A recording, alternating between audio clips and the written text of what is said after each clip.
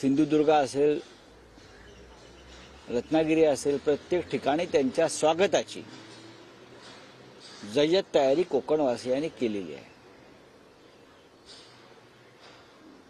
आणि संपूर्ण महाराष्ट्रातच उद्धव ठाकरे हे लवकरच संपूर्ण राज्यात दौऱ्यावर जातील, प्रत्येक लोकसभा मतदारसंघात जातील आणि लोकांशी संवाद साधतील अशा प्रकारचा कार्यक्रम आहे।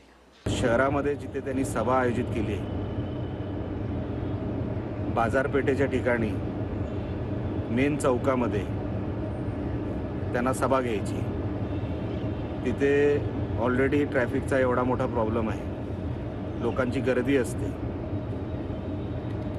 आणि तिकडे एवढ्या गर्दीमध्ये सभा घेण्यामध्ये काय त्यांना साध्य करायचं आहे मला माहीत नाही। मला माहिती आहे तुम्हाला लोक जमवायला अडचण होते, पण आम्ही पाहिजे तर मदत करू तुम्हाला काहीतरी 2-500 लोक पाठवण्यामध्ये, पण लोकांना अडचणीत टाकू नका। सभेचं ठिकाण बदला आणि योग्य जे ठिकाण आहे तिथे सभा घ्या। हे असे पादरे पावटे कोणी काय बोलत असतील, काय काय फुसकुला सोडत असतील, त्याकडे दुर्लक्ष करावं। अशा धमक्या, अशी फुसफुस याची पर्वा न करता शिवसेना पुढे गेली आहे। त्याच्यामुळे उद्धव ठाकरे यांचा कोकणला दौरा